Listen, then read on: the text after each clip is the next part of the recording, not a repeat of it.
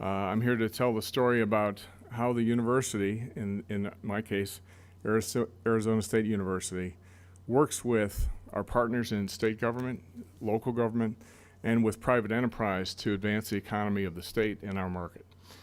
In particular, I'll go through a number of things that have to do with what our president calls the New American University as a model for how we do what I just said, how we really make an impact in our community, how we grow the economy together with our partners, and how we stand in terms of the development of the New American University as a model for doing all that in a very productive way while growing the institution and the academic mission of the university.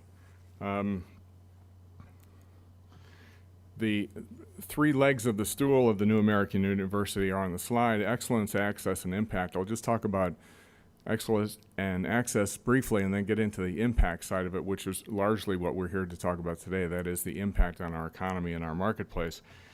I should start by saying where I fit within the organization. I'm a part of something called Oakhead, which is not the new Arizona winery in the Phoenix area. It is something called the Office of Knowledge Enterprise Development.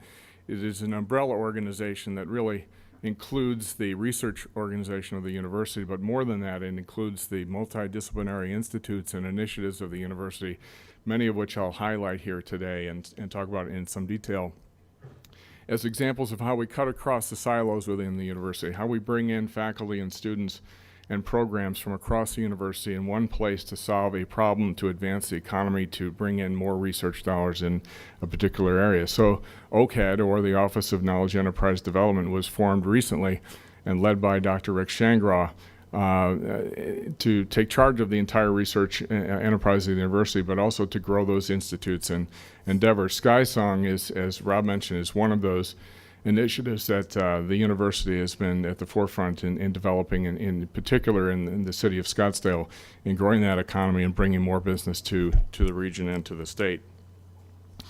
What I like about doing what I do is that, as I mentioned, you can't do any of this without partnering with private enterprise, without your state and local government representatives, and the magic of how that can all come together and tap the strengths and resources and missions and objectives of each one of those sectors is what makes it successful and actually the most challenging and the most fun part of it. So I'll talk a little bit about who we are, what we do, how we did it, what we try to do in the past, and how we're going to go forward in the future. But first, again, a little bit more about what we call the New American University. I'll talk first about access. It is very important to Arizona State University that we accept all qualified students. We do not measure ourselves by who we reject. We measure ourselves by who we accept. We are one of the largest universities in the country. We have over 70,000 students at the moment on 4 campuses. We produce over 16,000 graduates every year.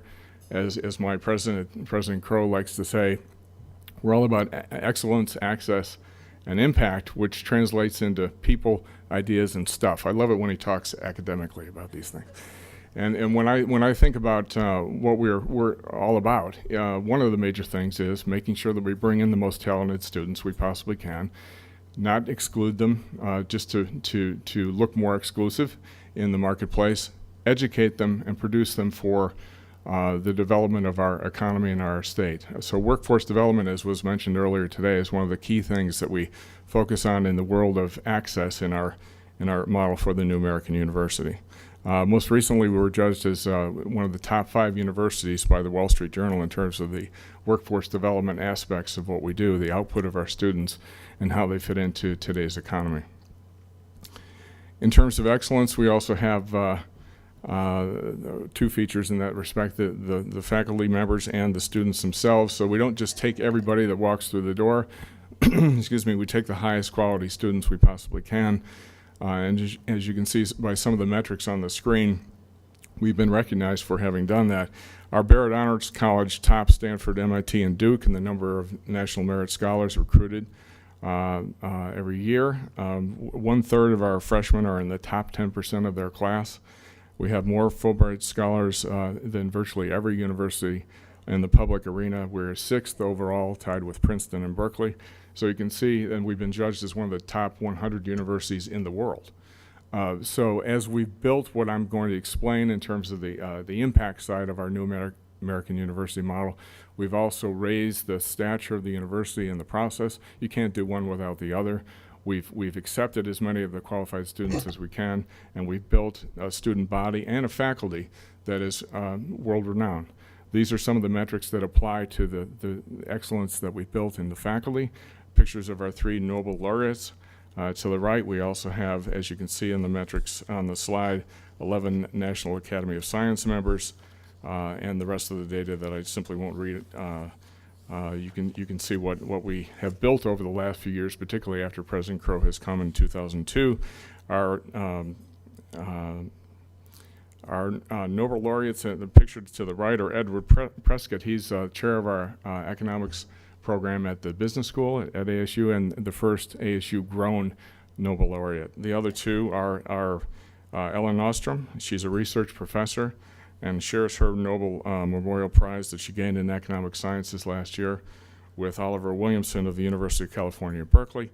And lastly, Lee Hartwell, who is the chief scientist at the Biodesign Institute, which I'll describe here later in the comments, is also renowned for being the president and director emeritus at the Fred Hutchinson Cancer Research Center in Seattle, Washington. He gained his Nobel Prize in Physiology and Medicine in 2001. So we're very proud of the fact we have 3. We're hopeful of gathering more and more. Just like my colleague, we like to steal as many as we can along the way. And that's in terms of the New American University, very important to us to grow the academic programs through our faculty and students. But the most important thing to talk about today is the 3rd leg of that stool, which is impact. And as has been mentioned earlier today, research at a university really isn't that meaningful unless it can be applied in the real world. And by impact, what we mean is that what we want to do at ASU is focus on the kinds of things that can make a difference in our community, can actually advance technology in an applied way, can then result in the growth of jobs and new businesses and growth of the sectors that are already in our market, and attract new businesses in the process as well. So we are constantly looking at how and what we do at the university in our research arena to make sure that what we are doing can be applied and can grow the economy effectively. Again, it's impact to produce stuff.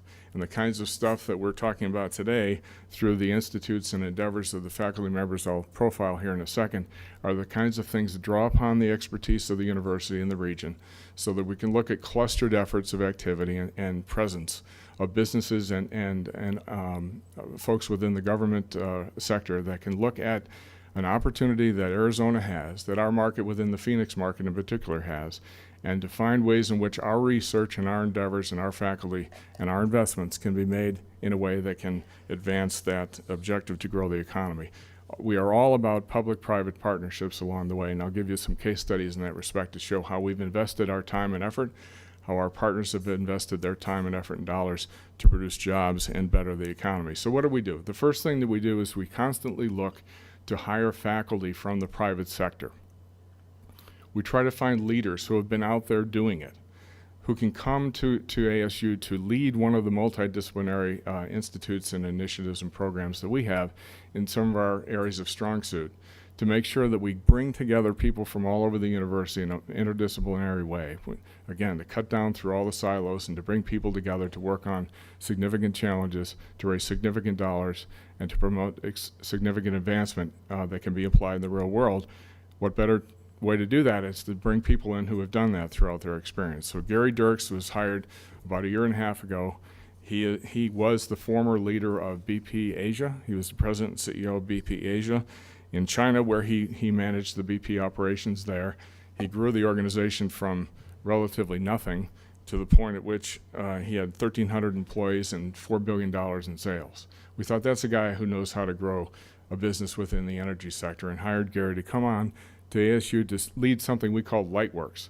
Lightworks is an umbrella organization of the university that captures everything that we do in the solar arena. So it's not just PV panels, it's not just finding the best way to produce the next traditional solar application, either in industry or residential use. It's to find ways to use the sun to create energy in all sorts of ways. So he led a group of over 20 universities and corporate entities to go after federal funding for the production of fuel with technologies that grow algae, farm algae, and take the lipids that are grown in algae and produce oils that are then refined and produce fuels. So we have a consortium that just won $6 million from the Department of Energy to further that sort of science. But the most important thing about how we went about doing that through Gary's leadership is it wasn't just an ASU endeavor. We led it, but we brought in people from all over the country, universities from all over the country, companies from all over the country, national labs from all over the country, to produce a proposal that could show how we could harness the effort and investment of all those groups to produce an advancement and innovation in that technology that could be applied in the real world. And that's why we won the money. We were the only university to get 2 RPE awards in the energy space. We have one in also growing bacteria to produce fuel, and one in new battery technology. So that as we all talk about renewable energy, one of the most important things, as you know, is that you can't use solar energy at all times of the day. If you got to be able to store that energy. So we're looking at new and different ways for battery technologies to be developed to take advantage of that opportunity.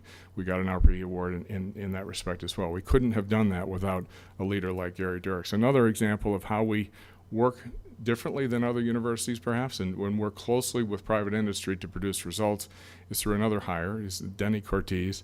He spent 40 years at the Mayo Clinic. He was the leader of the Mayo Clinic and decided he needed to do something to give back. And we hired him to develop and produce this healthcare and delivery policy program, as we call it, a way of connecting with private industry to make sure that their healthcare programs and costs are as efficient and productive as they can be.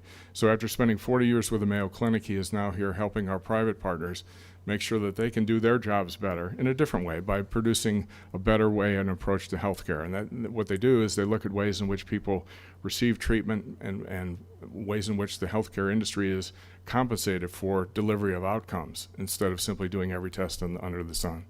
So Denny is starting that program now. We're very happy to have him after 40 years with Mayo. Werner Dahm is the former chief scientist of the Air Force. He just came on with Arizona State in November. And what we're doing with Werner is we're growing an entire, again, multidisciplinary institute and sector at ASU that cuts across all sorts of schools and programs to look at the assets that we have now that can serve the aerospace and defense marketplace, but look at them in a different way. It's not only the kinds of things that we can devote research and attention to advance the needs of the aerospace and defense community, but it's looking at the causes of conflict and looking at public policies associated with the growth and deployment and innovation within the aerospace and defense space. So Werner is a top flight person from the government sector. He's a private employee of the Air Force, but he's from the government sector that we brought on to spearhead that effort. Like you, we have an existing cluster in the aerospace and defense sector. We intend to grow that. We have done an awful lot already within the state of Arizona to grow that. But one of the focuses we have is to bring in additional talent to make sure that the latest needs of the marketplace are met. And we feel the best ways to do that is to attract people like Werner. Alan Nelson is the current leader of the Biodesign Institute, one of the case studies I'll highlight in a minute. He comes to us through private industry as well after a very successful career, an entrepreneurial career in which he formed companies, plural, in the cancer treatment and prevention arena. He came to us because he saw in ASU the place at which he could come together with other faculty members from all over the university again at the Biodesign Institute to create some solutions and markets and products and companies to apply what we do at the Institute in the real world. One of the innovating things that Alan has promoted and developed at ASU since coming is something called the Impact Accelerator. So instead of the traditional model of the university simply producing new ideas, patenting those ideas, and possibly licensing them to the private sector so that the private sector can take the risk of advancing those improvements in technology and making a business of them. In the Impact Accelerator, what we do is we take the best ideas that have come out of the Biodesign Institute that have been promoted through a competitive process so that they then seek additional funding from the university, directly from the university, to take that idea further along the way, to actually develop it beyond the first stage of the lab, to an application stage so that a company can be created around that advancement in technology, actually management be hired so that a new startup company has been formed, all incubated within the Biodesign Institute with additional funding from the university. And then what we do is simply sell that company to private industry. So we merge it with somebody who's already out there, or we sell it to a group of financiers so that they can take that company and develop further in the commercial marketplace. So this is a new program. We're starting with 5 projects within Alan's leadership, and we'll see how that works. But it's a new and innovative way of sort of bridging the valley of death, as they call it, from innovation to the private commercialized marketplace.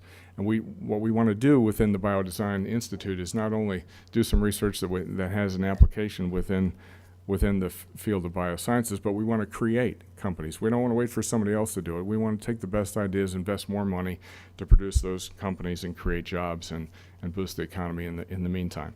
So the first thing we do is we hire people from outside academia. In many cases, we ask them to lead business-like groups and initiatives within the university. Much of what you'll hear me talk about now for the rest of the presentation is not on the academic side. I covered that with the access and excellence side of the New American University. From now on, what I say is pretty much a business presentation. What we talk about in terms of case studies and how we've deployed our assets, our skills and talents in combination with our partners in the private enterprise and government sectors to produce jobs and advance the economy of our region and our state.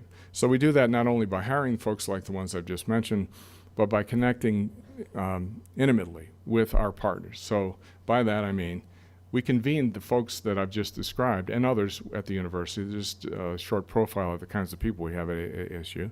We bring them together in things like a CEO Forum series, where we bring business people in to talk to our business people in sectors that are important to the university, that are strong suits of ours in the research realm, and in emerging clusters within our economy in Arizona, renewable energy, for example.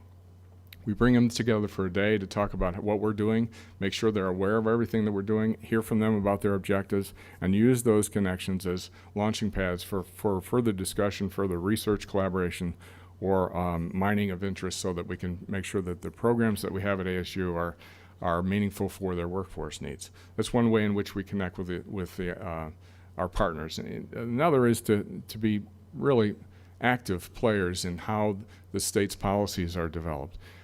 We connect not only with the private sector, but with our friends within the state and local governments. In Arizona, we are really revitalizing and reorganizing the way in which the state is represented in commerce. We had a Department of Commerce that was not really functional, to be quite honest. For years and years, it was a highly politicized position. It was given too much to do with too little money, and it wasn't able to function as a legitimate Department of Commerce should, as a representative of the state. Our current governor has just connected on a program called the Arizona Commerce Authority. It's a new public-private partnership and a replacement for the Department of Commerce that will be coming out this year.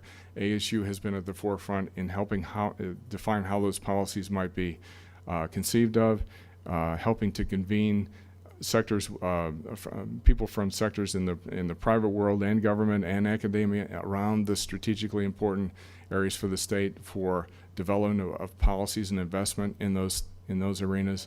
So we're not simply a university that does research on a hill somewhere. We're actively shoulder to shoulder with our partners in government to make sure that the policies that are produced and the investments made by the state are made appropriately. So you'll hear more about the Arizona Commerce Authority, and you'll hear more about our involvement within that. And then we're also part and parcel of all the economic development groups within the region and the state. I'm on the board of something called the Greater Phoenix Economic Council. It's a group of chambers of commerce throughout the region, without the Phoenix region. And what we do is we attract companies to the area. ASU is always one of the stories told when companies come to the area. I'm very proud of the fact that when renewable energy companies are coming to Arizona and Phoenix, and they are in greater numbers than ever before, one of the things we get to do is to talk to them at the very beginning, because what they want is a close partnership with a research institution like ASU. And when we have a chance to talk with them and connect with our CTOs and bring our faculty in to speak with them, frequently that's when the deal is closed. I actually saw one of those happen right in front of my eyes. I don't know what they were talking about. I brought the appropriate faculty member in to talk to the CTO. After 20 minutes of conversation, this is one of the world-leading inverter companies in the country in the world, from Italy. They decided to move to Phoenix after having already decided to move elsewhere previous to that conversation. So that's how we bring in people from private life to invigorate the way in which we configure and promote our research, and then we connect with our partners regularly to make sure that we're reaching the objectives we need to do. So here's some case studies and ways in which we've combined with private partners and government partners to produce products, stuff, the kinds of things that make an impact on our economy in the state. The Flexible Display Center is an example of that. It was a competitively bid project that the U.S. Army put out back in 2004. We had to bid for the right to produce what is now called the Flexible Display Center to help the Army realize their need for lightweight, flexible communication devices that could show real video, just like your BlackBerry screen does, but on very flexible material. So as you see the gentleman on the slide folding that plastic material, that is the flexible display that we're working on. We received $100 million in two separate grants from the Army. The first one was for $50 million for 5 years. It was renewed after progress that we made. We did that through a very innovative way of making use of some fallow assets within the marketplace. There was a mothballed semiconductor factory that was worth about $250 million, I'm told. We were able to buy it for 10 cents on the dollar. We bought that property. We made a bid to grab that project from the U.S. Army together with private partners, now numbering 27. People from all over that industry, the flexible display and electronics industry. And we won that bid. So now, as a result of that effort, and if this works for me, we can click onto the site for the Flexible Display Center. I can show you that we are happily working under one roof with 27 companies, as I mentioned, from all over the world in different ways that impact the development of flexible displays. So you can just see by the list that is on our website, leaders within aerospace and defense, electronics from all over the world coming together, as I said, under one roof with funding from the Army. Our private partners have put in probably $12 million. The Army put in $100 million. We bought and contributed the property and the programmatic and operational side of what we do there.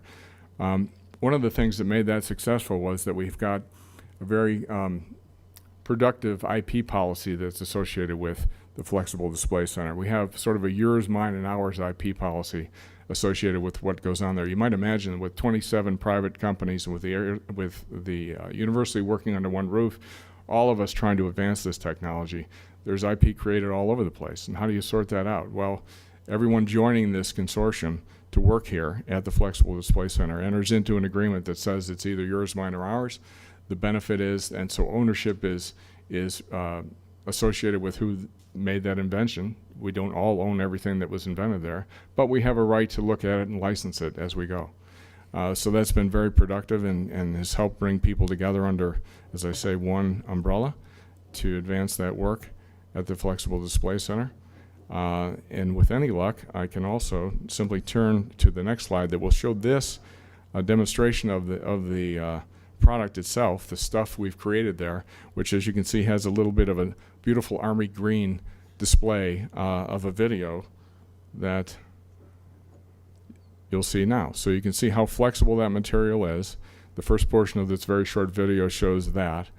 You can actually shoot a hole through this material, and the display functions around the hole. I mean, that's an Army requirement, not a commercial marketplace requirement. But it shows how rugged that has to be. And for fans of Disney movies, you might see that there's a moving picture of the movie Cars on that display as it's being bent. So you can see that it is full motion video on very flexible material. We think that not only we will be able to fully satisfy what the Army needed within that development project, but there are other markets that will open up as a result of our work with flexible electronics. For example, you can take that kind of innovation and advancement and apply it to electric and electronic bandages. Bandages that can detect when a wound is not healing correctly because of moisture and temperature and administer medicine automatically. Those kinds of things can come from that kind of an advancement. I'll go quickly through the rest of the case studies that we have.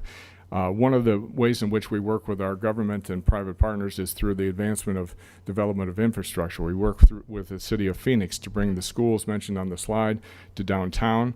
The city of Phoenix had a bond issuance of over $200 million to develop that property. It's been associated with what's estimated to be over $500 million in economic activity as a result every year. We have over 5,000 students there now, where we will be growing to 15,000 students ultimately. After the development came to be, we saw a growth of another $300 million or so investment in that portion of the city of Phoenix as a result of the location of our schools there. You can see a picture of the light rail that now is going through Phoenix. That helped as well. Licenses for bars and restaurants went up 25% in 1 year after this development really came online, as did retail licenses at over 33% growth. Just by having students located there and having our schools located there, we saw that kind of growth. Over 7,000 jobs were created as a result of that project. So we're very happy to say that's one way in which we work closely with our cities in the location of our buildings and infrastructure to help grow the economy. SkySong is the group or the innovation initiative of ASU that is a place for soft landing of companies from all over the country, but also from outside the United States. So in the southern part of Scottsdale, there was a defunct shopping mall, Los Arcos Shopping Mall, if anyone knows Scottsdale. It had been there for a number of years, and the city wanted to do something to invigorate the growth of that part of the city. We wanted a place to have not just an incubator, but an innovation center, a place for companies to come, have a physical space to be, and to grow within the United States throughout the new market for them, usually, but also to connect with the university, our faculty, and our students. We now have 45 companies there, representing 11 countries. We have 700 employees associated with that development. The city put up about $40 million to acquire the property and $45 million more for infrastructure. We have a private developer partner who put up the money to build the facilities. We have 2 buildings of 150,000 square feet each right now, almost fully occupied. One of the most successful real estate developments in the whole state. And it's largely because of that close connection with the university and the opportunity to grow the economy when companies come to Scottsdale in the marketplace with that connection in mind. We have entrepreneurship programs and ways in which students can grow businesses based on their ideas, as well as faculty. We believe that the economic impact of the SkySong facility is about $100 million in terms of jobs and payroll, and most of those jobs have come not in construction, although the initial stages of construction of the site were certainly involved in that job number. The next case study I'll briefly talk about is the Biodesign Institute. Here we built 2 buildings out of 4 that we ultimately will build, about 170,000 square foot each. The first building was built with university funds of about $70 million, and the state helped with development of the second building at $80 million. We've, as a result of the work that I talked about with Alan Nelson and trying to find ways to advance the biosciences and produce jobs and innovation with new businesses in the Impact Accelerator, we brought over $300 million in research to the university and to the market as a result of our collective investment in the Biodesign Institute. The last thing I'll talk about is something called AZ Smart, which takes advantage of the decision theater. It is a multi-screened environment in which we can display all sorts of data with high-performance computing support to examine ways in which, in this case, we can deploy solar in the state of Arizona to the economic impact and positive impact for the state. So we take where the sun shines, who owns the land, what the effect on the grid might be, and what the economic impact might be on the state for presumed new generation of solar within the state, all within one environment. We've built this with funds from private partners, all 3 utilities, and the state through the Science Foundation of Arizona. And we intend to produce a number of projects as a result of that collaboration, hopefully in partnership with the kinds of things that we're talking about here for growth in Nevada. And I had one more slide just to say we're growing to 300 million in research. We're going to 700 million in 10 years, so stay tuned. Thanks very much.